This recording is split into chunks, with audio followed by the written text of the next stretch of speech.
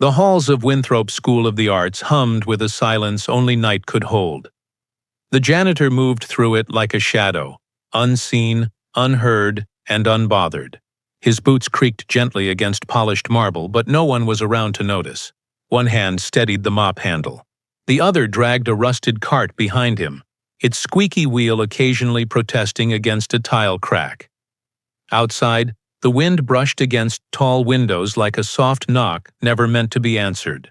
Inside it was still.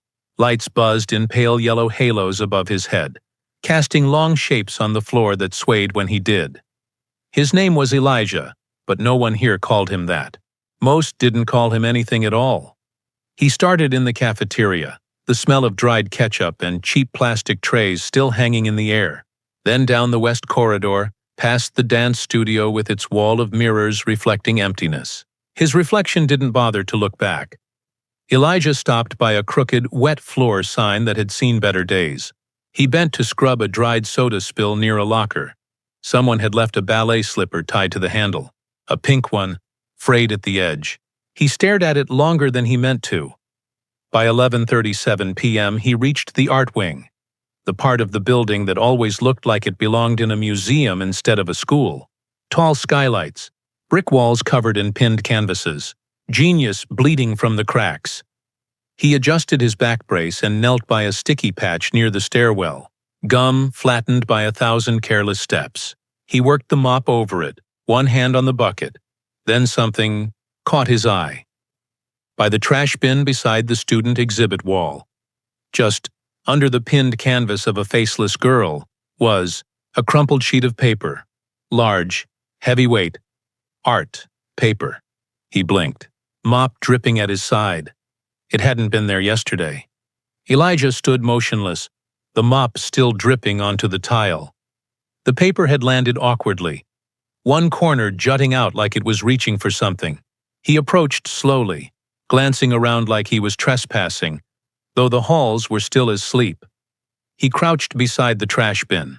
The drawing had been tossed without ceremony, folded but not torn. Whoever discarded it didn't bother to wrinkle it all the way. It looked like it had fought to breathe. Elijah reached for it with the same care someone might use to lift a fallen feather. His calloused fingers brushed against the thick grain of the page. He opened it, charcoal lines, angled, soft, alive. It was a face, unfinished, but hauntingly real. The kind of face you saw once and dreamed of twice. The eyes stared out wide and startled, one more shaded than the other. Lips parted like they'd been about to say something but changed their mind. "Who throws this away?"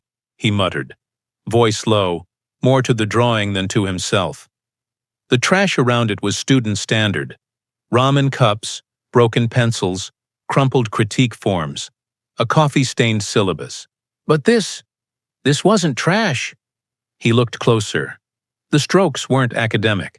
They were human, messy in the right places, intentional in others. Someone had felt this portrait, maybe hated it, maybe feared it, maybe feared themselves in it. Elijah looked over his shoulder instinctively. Still no one. He stood slowly, the page held carefully between both palms. As he walked back to his cart, he paused beneath the overhead lights. The drawing caught the glow like it belonged in a gallery. With quiet reverence, he opened the side drawer of his cleaning cart, past the gloves, the folded rags, and the half-used bar of soap, and tucked the page inside. He closed it gently, like closing a door on something fragile. Behind him, the stairwell light flickered once. The front door creaked open to the soft sound of radio static. Elijah stepped inside, careful not to let the hinges groan too loud. The apartment was small, one room with a sink in the corner and a mattress on the floor, tucked under a window that let in more sirens than sunlight. "Daddy?" a sleepy voice called from the blanket pile. He smiled and closed the door behind him. "Yeah, baby, it's just me." From under the covers emerged a mop of curly hair and 2 wide eyes, brighter than anything he'd seen all day.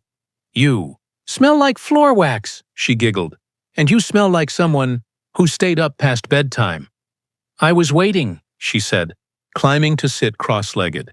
"Did you find anything tonight?" He hesitated, then opened the drawer of his cleaning bag, retrieving the folded drawing like it was treasure. Her eyes widened. "Is that new?" He handed it to her gently. "Found it near the art wing. Somebody threw it away." She unfolded it, holding it like it might tear in the wrong hands. "Why would anyone throw this away?" she whispered. "Maybe they didn't think it was good enough," he said softly, sitting beside her. She shook her head. "It's beautiful." He watched her for a moment, the way she tilted her head like a little art critic, studying every line. She had her mother's focus, her silence, her softness. She reached for the tape on the windowsill and gently stuck the drawing above their mattress, smoothing it flat against the peeling wall. "There," she said. "Now it's ours." Elijah leaned back on his palms, eyes fixed on the face in charcoal. It looked different here. More alive, less lonely. "Do you think," she whispered, "whoever made it knows how good it is?" He glanced at her, a flicker of something in his eyes. "Maybe someday," he said. "Maybe someone will show them." The radiator rattled in the corner, pushing warmth through rusted veins. Elijah sat on the floor, back against the wall, as his daughter fell asleep beneath the charcoal portrait. He stared up at it, the way one might stare into a locked window. Once, he'd been the one making things like that. It came back to him in pieces, like dust shaken from old curtains. Years ago, before the overalls and floor polish, before the grave, before survival took the shape of silence. The memory bloomed in color. A younger Elijah, paint-stained hands, a wooden easel set in a narrow sunlit kitchen, laughter coming from a woman washing brushes at the sink. Mariah, she'd loved museums, loved the stillness of them. "They're like churches for feelings," she used to say. He'd promised her they'd visit the big one in the city someday, but someday never came. Bills piled up, then the hospital visits, then the silence. When she passed, the easel was folded and put away, the sketchbooks boxed, his brushes dried stiff in the jar where her name was carved. Elijah blinked, pulled back to the present by the distant horn of a truck outside. His daughter shifted in her sleep, a tiny snore escaping. She clutched a stuffed rabbit missing one eye. On the wall above her, that crumpled drawing, now smoothed by her care, framed in invisible love. She had Mariah's heart, always seeing beauty in broken things. He looked down at his hands, calloused, cracked at the knuckles, stained in cleaner and bleach. These hands used to blend color, used to stretch canvas, used to feel something. Now they only pushed brooms and emptied bins. He turned them over slowly in the low light. Brushes once fit here. Now, only mops did. Elijah pushed his cart down the gleaming, second-floor corridor, mop balanced against the side, bucket sloshing with diluted soap. His keyring jingled softly, the only applause he ever got in these halls. The second floor was where the art studios were, big glass doors, natural light from ceiling windows, expensive easels, paint that probably cost more than his weekly groceries. He moved carefully, avoiding the footprints of students still inside. It was open studio night, one of those events where the serious art kids stayed late, music playing low, windows fogged with warmth and critique. He kept to the shadows. Inside Studio 6, laughter erupted, loud, bright. It echoed through the cracked door like it had no shame. "Are you seriously submitting that?" a voice asked between cackles. "It's just... Ugh, what is that even supposed to be? Emotion?" Elijah paused mid-mop swipe. Something about the tone made him glance sideways through the narrow window. 4 students, all seated around a cluttered table. One of them held up a sketch. Crumpled edges, familiar lines. It was the same drawing, the one he had pulled from the trash. Somehow someone had made a copy. Another student snorted. "Looks like something a freshman would doodle in a therapy session. Or something my little cousin made and threw away." Elijah's fingers tightened around the mop handle. They passed it around, mocking it between sips of oat milk lattes and overdramatic sighs. None of them looked older than 20. None of them seemed to know how to sit in silence with something that didn't perform for attention. Then, One of them said it. "This is so childish." The word struck like a slap Elijah quietly turned back to his cart. They didn't know he'd taken that from their trash, and they had no idea how it made his daughter cry. The basement level smelled like old paper and wet paint. It was where forgotten furniture lived, busted stools, broken easels, half-finished murals painted over with gray, the kind of place no one cared to fix, which made it perfect for Elijah. Tucked at the end of the hall was a row of rusty lockers, unused since the school remodeled the upper floors. Elijah had picked one out months ago, number 47. The lock wasn't school-issued. It was his. He spun the dial, fingers working from memory. Click. Inside. Silence and secrets. He placed the newest drawing, the one from the trash, the one the students mocked, into a manila folder and slid it beside 3 others. Each one rescued, flattened, protected, one with smudged charcoal, one with watercolors that bled from spilled coffee, one that looked like a storm on paper, trash to them. Something else to him. "You're not saving art," he told himself quietly. "You're just keeping paper out of landfills." But even as he said it, he felt the lie sit warm in his chest. He closed the locker gently, pressing his palm against the metal like it was holding something alive. The air around him was still, thick with old silence. Footsteps? Upstairs? No. Closer. He turned slowly. At the far end of the hallway, a figure had stopped just outside the stairwell. A woman. Mid-40s, sharp eyes, warm scarf, clipboard in hand, Professor Lorraine, head of the Fine Arts Department. She wasn't watching him like staff usually did. Not like he was a blur. She was really watching. He gave a nod, polite, practiced. She didn't nod back, just tilted her head slightly, as if trying to remember something. Then, without a word, she turned and walked away. Elijah stood frozen a moment longer. Then he clicked the lock closed. Twice. "Daddy, look what I made." Elijah barely had time to take off his boots before a sketchbook was shoved into his hands, pages warm from her grip. His daughter stood barefoot on the peeling linoleum, hair wild from sleep, eyes wide with hope. She wore one of his old work shirts like a nightgown, sleeves rolled 3 times over. He opened the sketchbook. The drawing was familiar, not exact, but inspired. A version of the crumpled portrait from the trash, reimagined through her hands. The eyes were bigger, the mouth softer. There was something brighter in it. Less pain. More dream. "It's beautiful," he said, kneeling so they were eye level. "I tried to do the eyes like the one on our wall," she explained, pointing up at the taped original. "But mine looks happier." "That's because you see things different," Elijah said softly. "You see hope in places other people don't," she smiled. A quiet, proud little smile.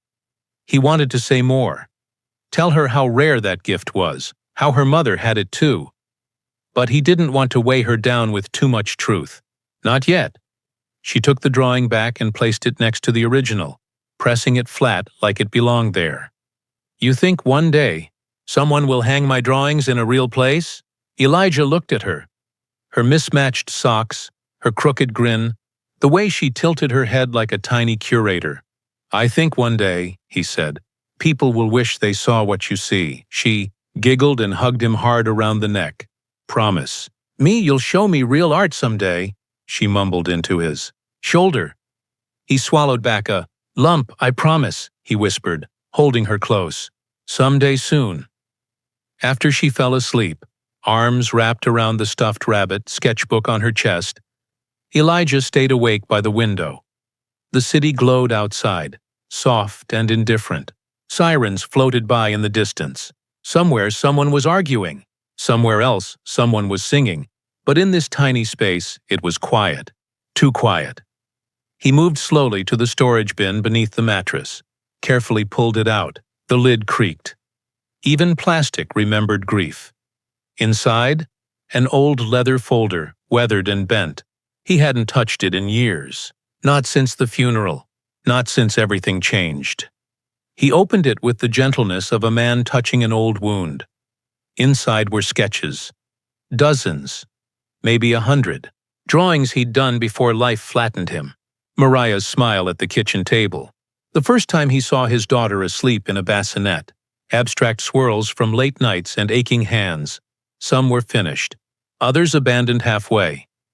Like grief had interrupted the line. His breath caught on one particular page.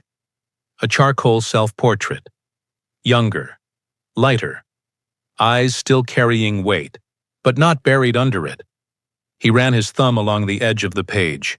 The dust left a shadow on his skin. He had loved this once, not just the art. The making. The act of seeing something that wasn't there yet.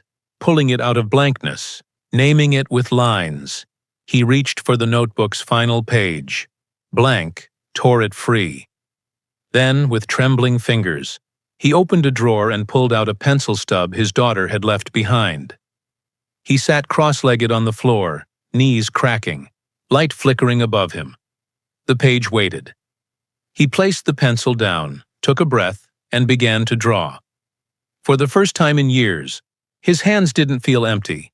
The art wing was quiet again. Elijah moved through it with practiced rhythm. Bucket rolling, mop swaying in wide arcs like a dance no one applauded. The smell of turpentine and dried acrylic clung to the air, mingling with faint perfume from some long-gone student. He had started leaving a little earlier for this wing. Just 10 minutes, just enough to pass by the student displays a little slower. He didn't touch anything, but he looked. That night, a sketch near the stairwell caught his eye. A girl drawn mid-laugh, tooth slightly chipped, fingers smudged in pastel. It was stuck to the corkboard but barely, as if the artist hadn't believed in it. He stopped. A quiet voice behind him nearly made him drop the mop. "I've seen you looking," said Professor Lorraine. He turned. She stood at the end of the hall, coat folded over one arm, eyes not unkind, but sharp too, eyes that missed nothing. Elijah straightened up. "Just cleaning," he said, brushing damp hands on his pants. "I know," she replied, "but you see things, don't you?" He hesitated, said nothing. She didn't press. Instead, she walked slowly to the trash can outside Studio 3, glanced at him once more, then pulled a folded paper from her clipboard and slipped it gently into the bin, like placing a message in a bottle. Then she left. Elijah stood there long after she was gone. Eventually, he moved to the bin, carefully parted the empty ramen cups and paper towels. A single sheet, folded in thirds. Inside, 6 words written in tidy, looping ink. "Come see me." No pressure. He looked up the hall. No one in sight. But someone, for once, had seen him. Elijah kept the note folded in his wallet, tucked behind a faded photo of Mariah, where secrets were safe. He didn't answer it. Didn't go. Not because he wasn't curious, because he was terrified. What would she ask? What would he say? That he spent nights saving discarded drawings like sacred texts? That he used to be someone before grief swept the color from his life? No silence had protected him this long. He wasn't ready to hand it over to someone with clean shoes and gallery walls. So he cleaned the art wing with more intention, polished slower, let his eyes linger on brushstrokes longer than he should. But he avoided Professor Lorraine's gaze every time she passed. Back home, he tried to forget the weight in his wallet. "Dad?" his daughter asked from the mattress one night, flipping through her sketchbook. She held up something, folded paper. "Familiar?" His heart stopped. She had found the note. "I saw this in your wallet when I was looking for bus tokens," she said. "Is it from someone at the school?" He took it from her gently, smoothing it flat without answering. "Who's L?" "It's just someone," he said, voice quieter than usual. "Wants to talk about something that doesn't matter anymore." "But it matters to you," she said, tilting her head. "You always look sad after you read it." He didn't meet her eyes. "I'm not sad," he lied. "Just tired." She nodded, though she didn't believe him. She never said the word artist, but it hung there between them, anyway, like the scent of something once sweet, now sealed away in a box neither of them had dared open. Not yet. By the time the week passed, Their wall was nearly full. Each evening, as Elijah returned from his shift, his daughter had a new drawing to add, taped with careful precision beside the others. Some were hers, others were her recreations of the rescued art pieces he'd brought home in silence. She had copied them line for line, but always added something extra. A gold star in a charcoal night sky, a smile on a previously weeping mouth, a pair of wings on a slouched figure.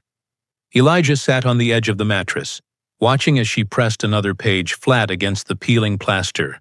"Don't you think they look better together?" she said, hands on her hips like a tiny curator. "They look like they belong somewhere better than this wall," he said quietly. "But this wall is ours," she replied, grinning. "That makes it special." He couldn't argue with that. She plopped beside him, sketchbook in her lap.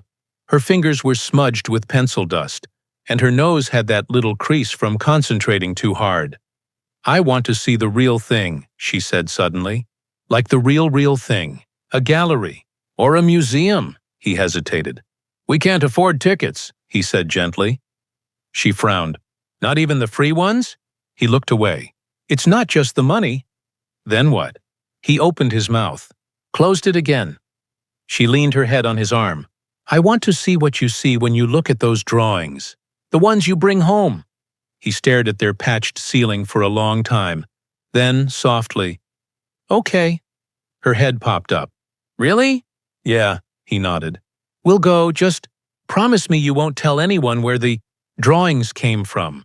She made a zipping motion across her lips and grinned. "Cross my heart." The gallery was bigger than she imagined. Glass, doors that opened like magic, high ceilings that breathed, white walls so clean they looked untouched by time. It didn't smell like bleach or old paint. It smelled like quiet, like reverence. Elijah held his daughter's hand a little tighter than usual. She was wearing her best dress, the one with the sunflower buttons. He'd combed her curls 3 times before they left. His own clothes were pressed. Still the janitor uniform, but cleaner, with every crease ironed like an apology. They stepped inside together.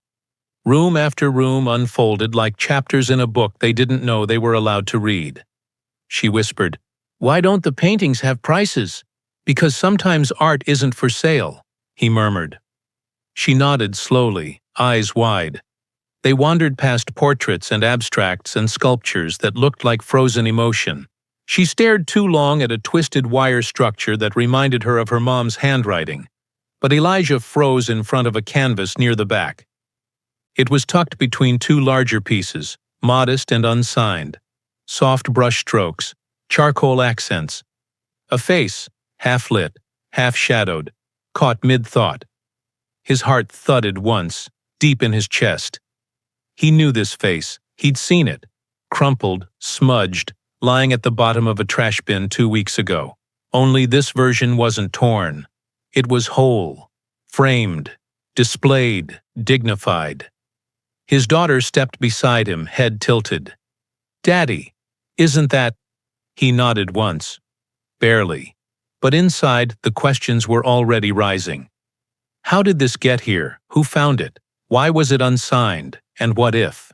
What if someone else had seen what he saw? What if he wasn't the only one trying to pull beauty out of the discard pile? He stepped closer and stared. Elijah's eyes scanned the bottom right corner of the painting. Blank. No signature. No initials. No artist plaque. Just canvas and silence. "Why wouldn't they sign it?" his daughter asked, voice hushed like she was in a church.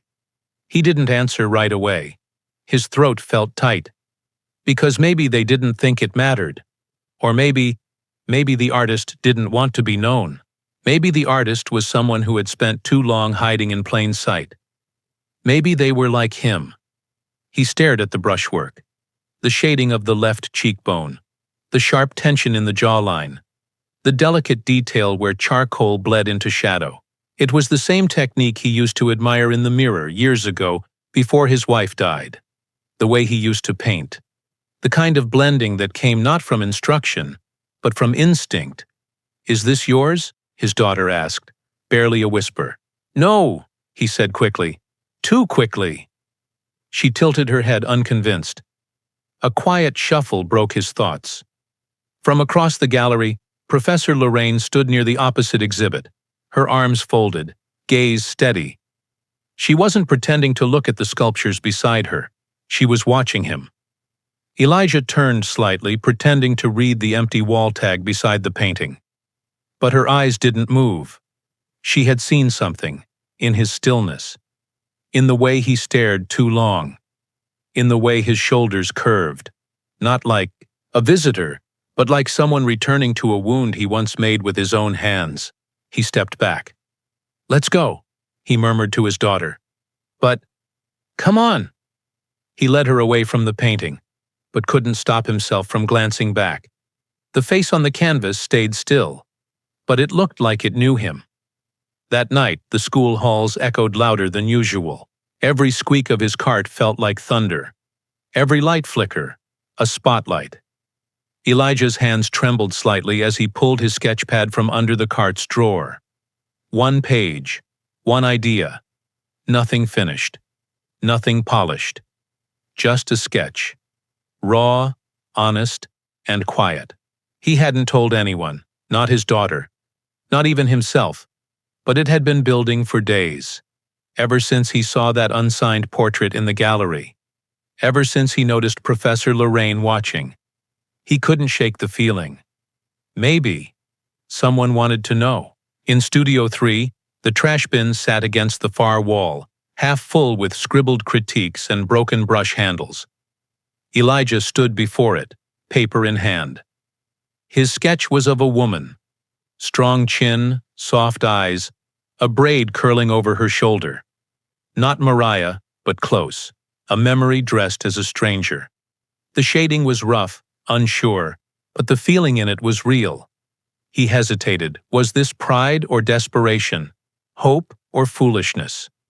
He folded the sketch gently, slid it into a clear sleeve he found in a supply closet, and tucked it halfway down in the bin, just visible enough to tempt curiosity. Then he left. The next night he returned to clean again. The bin was emptied.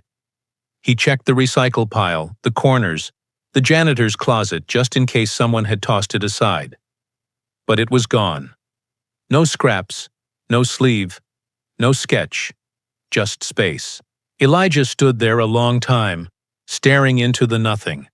Not because he was disappointed, because he wasn't, and that terrified him more. He didn't need to know who took it. He just needed to know someone had. The next night, Elijah lingered near. Studio 3 longer than usual, pretending to scrub a spot that wasn't there. He didn't notice the footsteps until they stopped behind him. "Mr. Elijah," said a calm voice. He turned.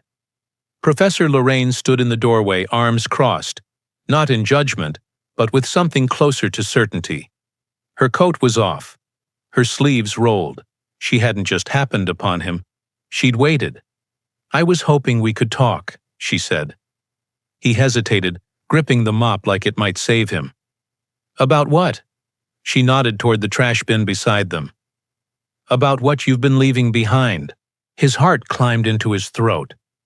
"I don't know what you mean." She gave a patient smile. "You think you're the first artist who wanted to stay invisible?" "I'm not an artist," he said quietly. "You're not a janitor either," she replied, just as quiet. Elijah looked down. His hands were shaking. Professor Lorraine stepped forward, lowering her voice. "You left that sketch in a protective sleeve. That wasn't an accident." He didn't answer. "You've studied anatomy. You use negative space like someone who's seen it, not someone who's guessing. And that portrait in the gallery?" She tilted her head. "You stared at it like it belonged to you." His mouth was dry. "Why does it matter?" he finally asked. "Because we hang work here every week," she said. "But pieces like that? The ones that whisper instead of shout? Those matter." She reached into her folder and pulled out a familiar page. His sketch. Unfolded. Preserved. Elijah blinked. "I don't want to out you," she said gently, "but I do want to ask you something." She held up the paper between them. Where did you learn to draw like that? The envelope was plain, cream-colored, unassuming. But Elijah stared at it like it had teeth. Professor Lorraine had handed it to him after their talk, told him to open it in his own time. He hadn't, not right away. It stayed buried beneath the cleaning supplies in his cart for 2 nights. Now at the kitchen counter, really just a board balanced over 2 crates, he finally slid a finger beneath the flap. Inside, a single page.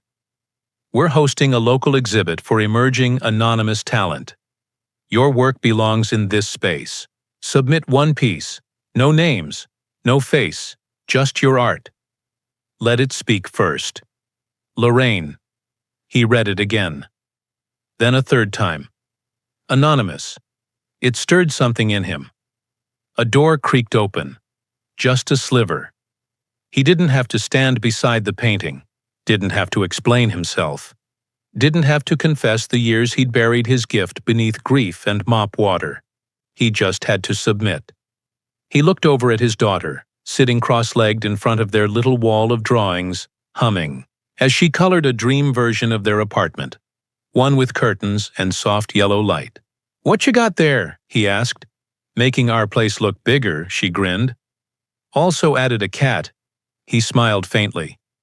"Think a cat would like living here?" "Only if he can draw," she said, laughing. Elijah looked back at the letter. He didn't tell her about it, about the offer, about the gallery.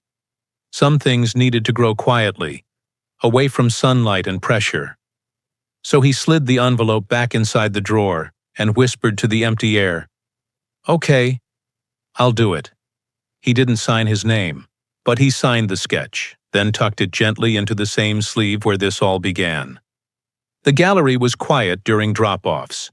Artists, young, hopeful, anonymous, filed in and left their canvases by the back door, labeled only with numbers. No names, no bios, just creation left to speak for itself. Elijah arrived early, hat low, hoodie zipped high. The sketch, his sketch, was framed in a way that felt permanent, unapologetic. A face, again. Not Mariah, not his daughter, but something caught between them. The eyes carried both grief and legacy. He stood outside the door, gripping the frame too tightly. Then, slowly, he slid it onto the submission table beside the others. Number 27. He turned to leave, but paused. Something small, something almost invisible, down in the right-hand corner of the piece, beneath the edge of the matting, half tucked under the charcoal shading, his signature. Barely there. A soft E-heart. It had come from muscle memory. He hadn't even realized he'd signed it. Not when he sealed it in the sleeve. Not when he mounted it. His stomach sank. Before he could react, the door opened behind him. "Next," a young intern called. He gave a stiff nod and walked away. Later that afternoon in the prep room, a gallery curator leaned over number 27, tilting her head. The work had weight, emotion, craft. There was something in the eyes that stayed. She reached to adjust the frame's matting and saw it. The signature, tiny, almost swallowed by the shadows. Her hand paused mid-adjustment. "Elijah Hart," she whispered aloud. "Why does that sound familiar?" She stepped back slowly, brows furrowing as she stared at the face in the drawing. It felt like someone she'd seen before. In a hallway, behind a mop. Not just art, recognition, and something in her froze. The exhibit opened on a Thursday night. Small crowd, soft wine, strings in the background. Paintings hung under warm lights with handwritten numbers below each frame. Number 27 stood quietly in the back corner. No pedestal, no spotlight. But people stopped. They stopped mid-sip, mid-conversation, mid-scroll. Because something in that sketch whispered. It wasn't polished or loud. It didn't scream talent. It ached talent. Grief wrapped in grace. Strength lined in shadow. It didn't ask for praise. It invited reflection. By morning, someone had snapped a photo and posted it to an art critique page, found at a local anonymous exhibit. This sketch made me cry in public. One comment turned to 100. 100 became thousands. It spilled from niche art forums to mainstream design blogs, then into influencer reels, then onto news feeds. People wanted to know who made it. The gallery's inbox flooded. Art dealers called. Professors speculated. Reddit threads lit up with theories. This is genius. This is grief turned visual. Whoever drew this has lived. The gallery posted a statement. Work submitted anonymously. No artist bio, no title, no price. But that only made it grow louder. A famous collector reposted it with the caption, "If anyone knows the artist behind number 27, I'm offering $50,000 on the spot." A museum reached out, wanting to feature the work in their Hidden Voices series. By the end of the day, a respected appraiser estimated the piece's value could exceed $3 million, based on emotional response and emerging demand. The gallery tried to protect the artist. But the world wasn't asking anymore. The world was demanding, who drew this? Where are they? Why are they hiding? By the end of the week, Elijah's routine no longer felt invisible. Eyes lingered longer as he pushed his mop cart down the corridor. Conversations paused when he walked by. Whispers echoed behind art room doors like drafts slipping through the cracks. He told himself it was in his head, until it wasn't. In Studio 2, 3 students stood huddled around a phone, a picture pulled up on the screen, his drawing, number 27. They zoomed in on the charcoal shading, tilted the screen, then looked out toward the hallway, where he was passing with a broom. "That's him," one whispered. "That has to be him." "Nah, can't be. He's just the janitor." "But look at the line work. It's the same style he doodled on the back of that cleaning checklist, remember that?" Elijah kept walking, but his ears burned. It wasn't just online anymore. It was here. By the time he made it home that night, his daughter was waiting with something in her hands. A printed photo. The viral sketch. Number 27. Now circulating online like wildfire. "Dad, this is the one you hung on our wall last week," she said. He froze. She tilted her head. "It's yours, isn't it?" He knelt beside her slowly. "It's something I made a while back." Her eyes grew wide. "People are talking about this, Daddy. They're calling it magic." "That's your art." He nodded, barely.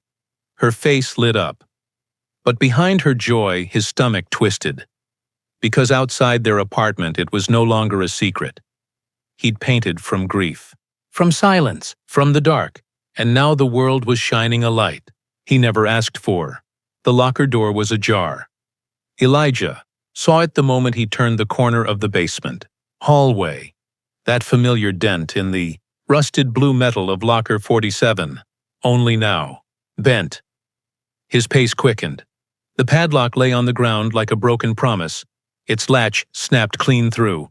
Someone hadn't picked it. They'd pried it open. His hand trembled as he pulled the door wide. Empty. The manila folders were gone. The old sketch sleeves. The pieces he'd collected over months. The portraits saved from trash and brought back to life. All of it. Gone. The bottom of the locker held only dust, an old cleaning rag, and a small piece of torn tape still clinging to the inside wall, like it didn't know it had been abandoned. He stepped back slowly, heart thudding. This space, this sacred little hiding place, had been violated. Someone knew, and they hadn't come asking. They came taking. He stood there in silence, the cold air of the basement brushing the back of his neck like breath. Above him, footsteps echoed faintly. He didn't chase them, didn't call anyone, didn't scream. He just leaned against the locker, eyes closed, jaw clenched tight. These drawings weren't just sketches, they were his confessions, his grief, his wife, his daughter, his past. And now they were gone, taken by someone who didn't understand what they were holding, trash to everyone else. But to him, they were the only things left that still felt like Him. He ran a hand over the dented door, then picked up the snapped padlock from the floor and closed his fist. Around it, this world took quietly, but it never gave back. Gently. The gallery was louder this time, not in sound, in energy. More people, bigger cameras, new signs near the door that read, "Featuring viral anonymous work. Number 27. Elijah held his daughter's hand tighter than before, but her steps were faster, pulling him forward. "I want to see it again," she said. "I want to show you what people were saying on the video." He didn't answer, just nodded. When they turned the corner into the main hall, a crowd already stood around the sketch. A velvet rope had been added, as if to protect the drawing from too much admiration. Whispers filled the space. "That's the one? Look at the shading, like the papers, breathing. I heard someone's offering $1 million for it." The crowd parted just enough for his daughter to slip to the front. Then she stopped, her breath hitched. Because beside the sketch, printed in bold on the wall, was a placard. Anonymous, believed to be local, artist unknown, value, 3,000 plus. Her eyes welled up as she turned toward him. "You told me you didn't want people to know," she said, voice cracking. "But why?" He looked around. The polished floors, the expensive shoes, the way people were looking at the sketch, not like it had soul, but like it had price. "I didn't make it for them," he whispered. "But it's yours. Daddy?" She wiped her cheek with her sleeve. "It's ours." He knelt down, hands on her shoulders. "I didn't want the world to take it from us." She stared at him, voice small. "Then why did you give it to them?" And then, softer, so much softer. "Why are you hiding?" It was raining the night he stopped painting. The hospital room was quiet, filled with the sound of machines breathing for her. Mariah's hand in his had felt like paper, thin, cold, too still. Beside her bed sat the sketchbook. He had drawn her almost every day during the chemo, not because he believed art could save her, but because he didn't know how else to hold on. She always smiled when she saw the pages, even when her smile was fading. That final day, he tried to draw one last time. Just her hands, but the lines wouldn't come. His fingers trembled too much.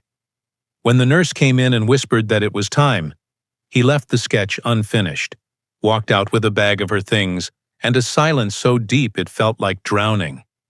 He boxed up the paints that same night, locked away the brushes, folded the easel like a casket, and shoved it under the bed. For weeks, he couldn't even look at color, couldn't bear the idea of creating something beautiful in a world where she no longer existed. He had drawn with love. Now, all he could feel was loss, and so he stopped. Not in rebellion, in surrender. Back in the present, Elijah stood under a gray October sky, fingers curled around a small, soft-bound sketchbook, the one he swore he'd never open again. He knelt beside a headstone, edges worn by time, the name Mariah Hart etched in soft curves, flowers wilting at its base. His voice cracked as he whispered, "She's starting to draw like you. Every day, she sees people." He opened the sketchbook to a blank page.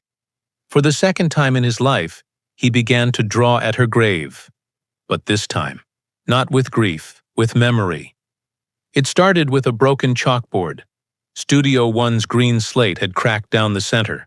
A student spilled water on it by accident, and the frame swelled from the moisture. Maintenance was scheduled for the next day, but Elijah was already there. Mop set aside, hands dusty from scraping old residue, he stared at the mess. White dust clung to his palms, and in the silence, he reached for a lone piece of chalk left on the tray.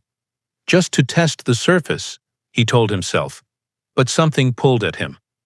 He pressed the chalk to the board, not in lines of cleaning instructions, not in out-of-order letters. He began to sketch. First a curve, then a cheek, then a pair of eyes with more life than the dusty room deserved. It flowed before he could stop it, memory and rhythm taking over, the classroom fading around him. He stepped back. A girl in motion. Mid-turn, her scarf fluttering behind her in an imagined wind. The pose wasn't staged. It was real. Felt. She looked like someone who'd run just to feel free. He didn't hear the door open behind him. Didn't notice the phone slowly raised in one student's hand. Across the room, a junior in painting class had forgotten their headphones. They had returned for them quietly, and paused when they saw him, saw the janitor, bent over the chalkboard, creating something electric in silence. The student didn't interrupt. They just watched, captured a few seconds on their phone, the strokes, the posture, the presence. No one had ever taught Elijah how to perform. He only knew how to tell the truth. With his hands, and for the first time, someone witnessed it. Not because he was trying to be seen, but because he finally was.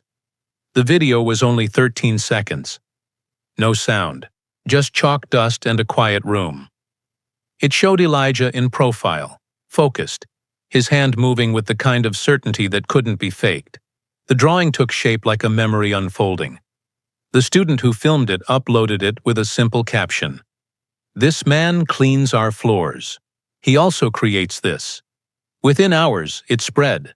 Art students reposted it with fire emojis and long threads about hidden talent. A well-known illustrator shared it, calling it the rawest moment I've seen in years. Then someone made the connection. The strokes in the chalk drawing matched the ones in number 27. Side-by-side comparisons appeared on forums, in comments, in video essays titled, "The Janitor Behind the $3 Million Sketch." By morning, it was everywhere. People froze the video, zoomed in on his hands. Others matched frame-by-frame moments of the gallery sketch to Elijah's chalk lines. It wasn't just a theory anymore. It was evidence. Commenters asked the question that wouldn't go away. Why is a man this talented hiding behind a mop bucket? How many artists do we walk past every day without noticing? The gallery's phone rang non-stop. Dealers, reporters, even celebrities asking if the artist had been found. At 10:14 a.m., Professor Lorraine stood in her office, staring at her laptop screen as Elijah's face flashed across a paused frame. The gallery director knocked on her door. "We need to confirm something," he said, holding up a printed still from the viral video. "Is this him?" the director asked. Professor Lorraine nodded slowly, a small smile tugging at the corner of her mouth. "Yes," she said. "It's him." And with that, anonymity vanished. They invited him to the gallery's upstairs office, the part with glass walls and espresso machines. Elijah sat stiffly in a leather chair that wasn't made for people with back pain. He held his cap in both hands, twisting the brim. Across from him sat the gallery director, a man in a pressed suit and polished shoes, who smiled like someone used to applause.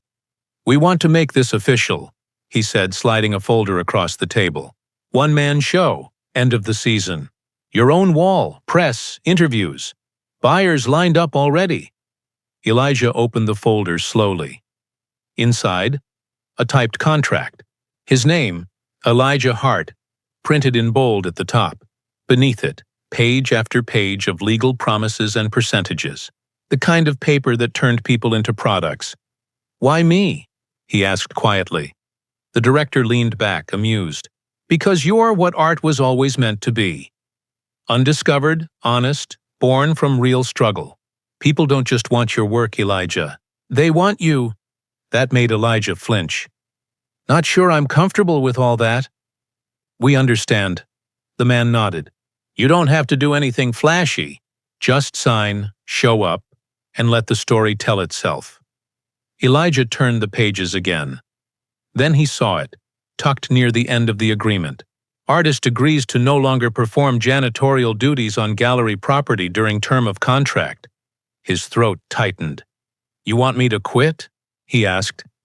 "We think it's best," the director said gently. "People want to see the artist, not the mop." Elijah stared down at the paper. He had always cleaned to survive. Now the world only wanted the version of him that didn't. And suddenly, the offer didn't feel like a gift. It felt like a rewrite. The janitor's uniform still hung by the door. pressed, cleaned, folded at the collar, the same way it had every night for years. Elijah stared at it in silence, arms crossed, unsure whether to reach for it or walk away from it. His daughter sat on the mattress behind him, sketching a cat with wings, humming under her breath. "You're not going to wear that to the meeting, are you?" she asked casually, not looking up. He didn't answer. She peeked up and tilted her head. "Dad?" "I don't know," he murmured. She blinked. "Don't know what?" "If I'm still this," he said, gesturing toward the uniform. "Or if I'm something else now." She set her pencil down slowly. "You're still you." He forced a smile, but it didn't reach his eyes. The contract sat on the counter. Signed, sealed, accepted. Tomorrow, they'd hold the first press event. For his solo exhibit, he was no longer the janitor, but not quite the artist either. Not yet. He walked over to the uniform and ran his fingers across the embroidered patch. Heart, facilities. For years, this had been his armor. Not glamorous, not noticed, but honest. It had kept food on the table, kept his hands busy, kept the grief from spilling out. Now the world was asking him to put it away, as if the man in that uniform had nothing to do with the one who made the art, as if pain could be scrubbed clean like a floor. His daughter picked up her sketchbook again. "Whatever you wear, just be you." He looked at her, then back at the uniform. And for the first time in his life, he wasn't sure who that was anymore. The headlines didn't stop. From mop to masterpiece, meet the janitor who shook the art world. Undiscovered genius or gallery gimmick? Elijah Hart, the ghost who could draw. He watched the interviews on a borrowed tablet, sitting on the apartment floor with the sound turned low. Commentators debated his origin like it was part of the exhibit. "I mean, come on," one critic scoffed on a panel. "This story's too clean. No gallery even had his work before this. No art school background. No exhibitions. He just shows up with a $3 million sketch? It screams marketing stunt," another voice chimed in, more sympathetic. "Or maybe it screams that the system doesn't know how to find people who don't look the part." Elijah shut it off. He wasn't a headline. He wasn't an argument. He was a man who drew in silence because silence was all he'd been given. But now, they turned him into a character. The custodian Picasso. The brush-wielding ghost. The only part they all agreed on? No one really knew him, and that made him valuable. At the gallery, someone had installed a QR code beneath. Number 27. Visitors could scan it to read his mythology. There were even bootleg T-shirts being sold online with his portrait drawn in faux charcoal lines. None of it felt real. None of it felt his. Even when he spoke to interviewers, softly, cautiously, they edited his answers to fit their narrative. "I just like drawing," he had said once, but the caption turned it into, "Art saved my life." Now, everywhere he went, people looked at him like a miracle. But inside, Elijah just felt like a man the world had misunderstood. Again, the gallery hosted a private gala in Elijah's honor. Golden lighting, champagne towers, classical quartet playing in the corner. People dressed in black like grief was fashionable. His art lined the walls, framed, centered, lit like artifacts. But Elijah stood near the catering table holding a glass he hadn't touched. No one talked to him directly. Not unless they knew his name first. They talked around him, beside him, over him. He overheard snippets. "I heard he was literally cleaning toilets last month." "You think it's real? Or just a brilliant PR stunt? It's giving outsiders chic. Galleries love that lately." "He probably lucked into it. Trash art, really. But it sells." That one stuck. Trash art. Said by a man in a velvet jacket, nose deep in his wine glass, laughing as if the walls weren't listening. Elijah turned away, heart thudding, palms sweating. He'd once pulled beauty from bins. Yes, but never trash. Never the way they meant it. They didn't see survival. They saw spectacle. A woman touched his shoulder suddenly. "Excuse me, are you staff? The restroom's out of paper towels." Elijah blinked. He nodded. Didn't correct her, just walked away before the weight behind his ribs cracked. Something. He found a quiet bench in the hallway. No paintings, no people, no flashbulbs, just silence. He sat and breathed. He'd wanted to be seen, but now he understood. Being seen didn't always mean being understood. And in rooms like this, where wine cost more than a week of groceries, they didn't love the artist, they loved the story. The new wing had just opened, a temporary gallery titled The Hidden Hands. A solo showcase. All Elijah's work. Pieces pulled from sketchbooks. Enlarged reproductions of early graphite. Even a video projection looping the 13-second chalkboard clip that made him viral. He hadn't seen it in person yet. They told him to arrive an hour before doors opened. To soak it in, as the assistant said, like this was a victory lap. He came in the same jacket he always wore, shoulders slightly hunched, hands tucked into his sleeves. Familiar.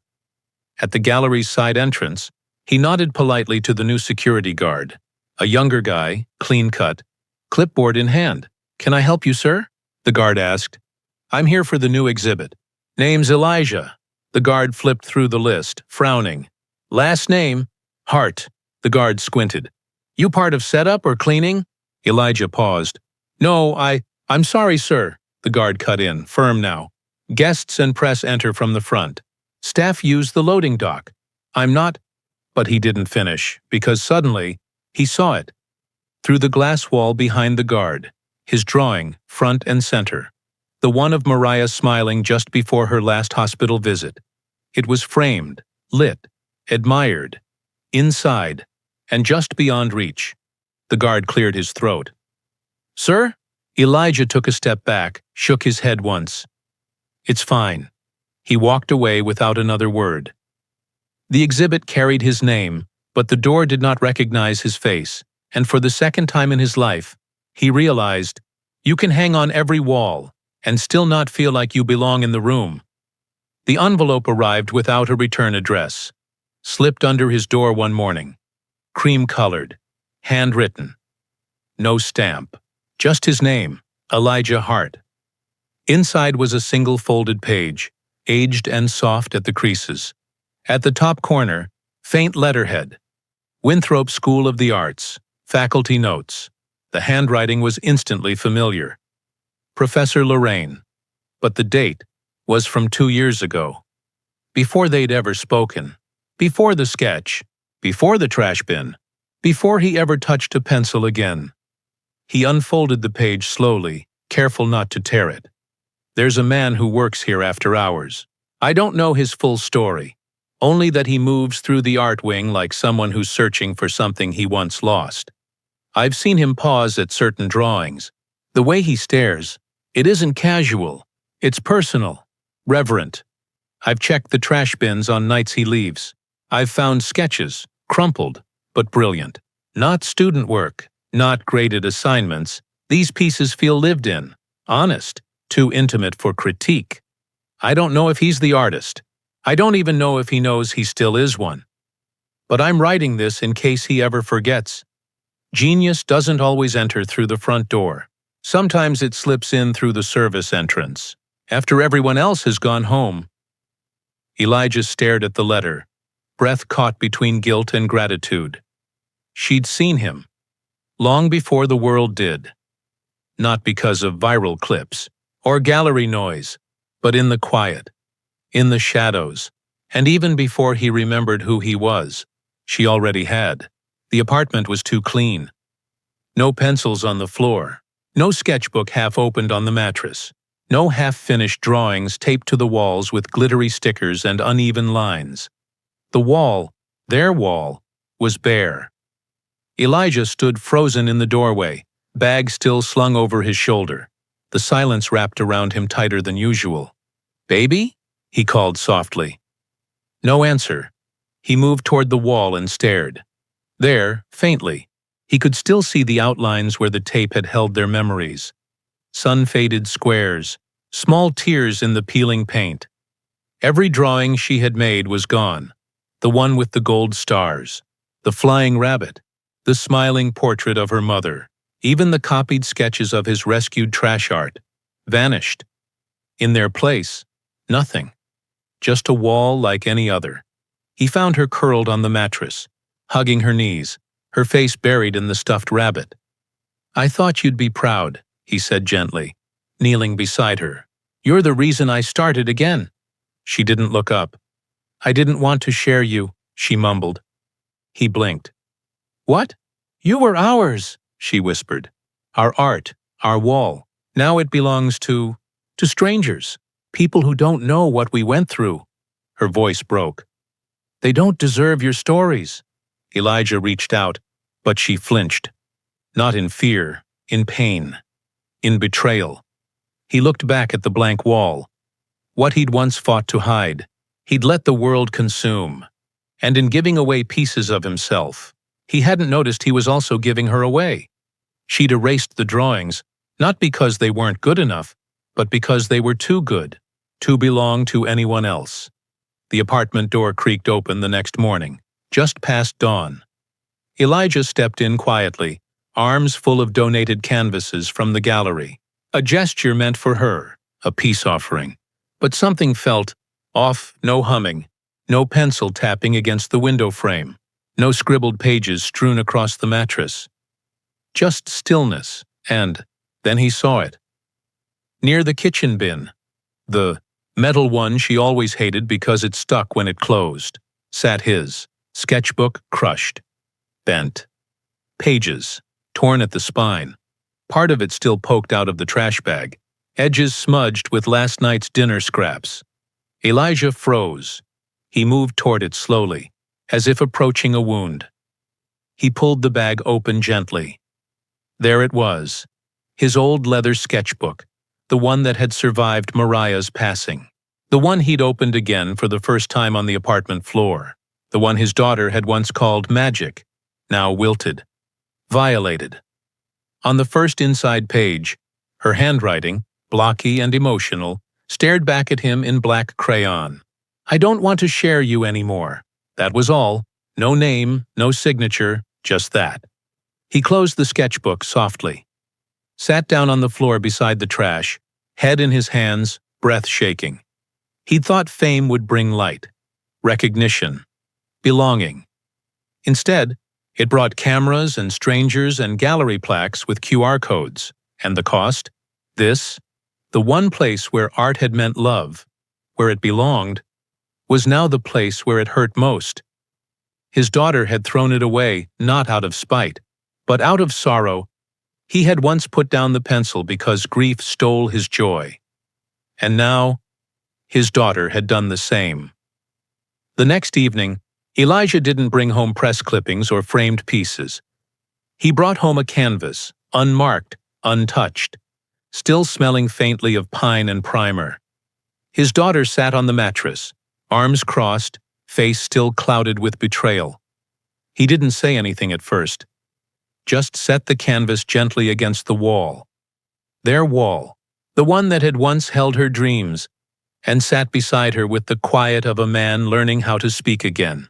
"I forgot," he said softly. She didn't look at him. "Forgot what?" "That this all started with us. Not galleries, not strangers, just you. Me. And a drawing taped to the wall." She blinked but didn't respond. He pulled something else from behind his back, a small tin box. Inside, 2 charcoal pencils, 1 half-used eraser, and her favorite red crayon, the one she thought she lost last month. Her eyes flickered. "I let the world turn me into something shiny," he said. "But the truth is, I was already whole, right here, with you." Silence sat heavy between them. Then he stood and took the canvas in his hands, walked it to the center of the wall, leaning it carefully where her drawings used to be.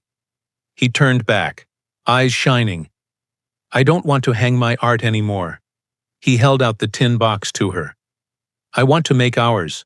She hesitated, then took the box. Her fingers curled around the crayon. He handed her the canvas brush side forward. "Let's start together," he said. She stared at the blank space, then smiled, tiny, but real. and for the first time in weeks, she picked up the red crayon and made the first mark. The gallery's spring exhibit was smaller. No velvet ropes, no champagne towers, just soft jazz, good lighting, and a quiet crowd. Near the back, on a panel marked New Voices, hung a modest frame. Colored pencil, mixed charcoal, bright brush strokes over soft shadows. A small girl drawn in motion, arms stretched wide, hair flying, red crayon bursting behind her like a comet, signed in careful block letters at the bottom. L. Hart, age 9. Next to it hung a sketch, his, not number 27. This one was new. A father's hands holding a crayon, as a child's hand reached to take it. The crowd moved around them, admiring, discussing, pointing. But for Elijah and his daughter, standing side by side in the gallery's soft light, the noise faded. She squeezed his hand, eyes wide. "Proud. That's mine," she whispered. "It always was," he smiled. She looked up at him. "Do you think anyone will buy it?" He chuckled. "Doesn't matter." "Why not?" "Because the person who matters already loves it." She smiled, brushing a curl behind her ear. From across the room, Professor Lorraine caught Elijah's eye and nodded once. Not in approval, but in quiet respect. She wasn't surprised. She'd always known this was never about just one artist. It was about what he passed down. Elijah looked at the wall. Father and daughter, side by side, truth and legacy hanging together. For the first time, he didn't feel like he was giving something up. He felt like he was passing it forward, and in the reflection of the gallery glass, he didn't just see his art, he saw her and the future she would one day draw. It happened on a Thursday. No cameras, no press release, just a new plaque on the brick wall outside the studio hallway. Bronze, simple, honest. Elijah Hart Art Wing. In honor of the hands who made us see. Elijah stood in front of it with his daughter at his side, both bundled in jackets against the early spring wind. She read it aloud, slowly, as if unsure it was real. "They named it after you," she whispered. He nodded once, still not fully believing it. A janitor, with a wing. Students passed them without knowing. Backpacks slung over shoulders, paint stains on fingers. Some of them now sketched in the very studio where Elijah once emptied bins in silence. Inside, framed student art lined the hall. One piece caught his eye. Charcoal lines with soft pastel overtop. A familiar technique. A young girl stood nearby, eyeing her work on the wall. Elijah smiled at her. "It's beautiful," she beamed. "They said it might be picked for the traveling showcase." "I believe it," he said. She tilted her head. "Are you the one who used to clean here?" He grinned. "Still do sometimes." And he meant it, because the work, the real work, wasn't just the art. It was the space he created for others to believe in theirs. Later that evening, as the hallway cleared, Elijah placed a hand gently on the plaque's edge. Not out of pride, out of gratitude. Gratitude for second chances, for silence that gave way to sound, for the kind of love that returns when you least expect it. He didn't need a wing to feel like he belonged, but now that it bore his name, he hoped every artist who walked through it would never feel invisible again. The final night of the exhibit was the loudest. Critics flew in. Collectors lined up. Microphones were clipped to lapels and questions filled the air like bees in a glass jar, but Elijah didn't speak. Not because he was nervous, because he didn't need to. They'd asked him for a final interview, a closing statement, a reflection on what it meant to go from janitor to icon. Instead, he asked for one blank wall. No speeches, no cameras, just a canvas, a chair, and a single piece of charcoal. The gallery agreed reluctantly. It was unconventional, but everything about him always had been. As guests sipped wine and wandered, Elijah sat in the far corner, alone, quiet, focused. He began to draw. No warm-up sketch, no stalling, just pure movement, slow, sure, deliberate. People gathered, whispering. It was a profile. A woman, maybe. No, a child. Then both, woven, sharing a gaze, sharing silence. The figure took shape in real time. Grief in the jawline, hope in the eyes, softness in the fingertips reaching toward something not yet drawn. He didn't sign it, didn't title it. When he finished, he stood, took a single step back, then left the charcoal on the stool and walked away. No applause, just stillness. People stared, quiet, unsure how to respond, because what they saw wasn't a painting, it was a speech. Every word he'd never said. Every part of himself he'd hidden for years. Not captured in headlines or dollar signs, but in shadow, in texture, in truth.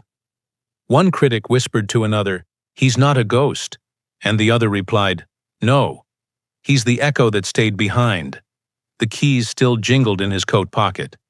Same ring, same squeaky cartwheel, same mop handle with the crack near the base he never bothered to replace. Elijah walked the East Wing corridor just after sunset. The light was softer here, dust motes caught in golden stripes across the tile. Classes were over for the day.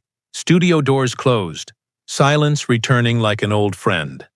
He pushed the cart slowly, stopping near the stairwell where he used to find abandoned sketches and spilled paint water. The floor didn't need cleaning, but he swept anyway. Not because it was his job, because it was part of who he was. Down the hall a student passed, earbuds in. She glanced at him, then froze. "Wait, are you?" He smiled gently, shook his head. "I'm just here to clean." She blinked, confused, then walked on, whispering something to herself. Elijah knelt and wiped a scuff mark near the baseboard. The movement was familiar, almost comforting, a rhythm his body remembered better than any gallery spotlight. As he worked, he glanced toward the old Studio 3 door. Someone had taped a child's drawing. To it, crayon lines and a stick figure holding a balloon. He smiled.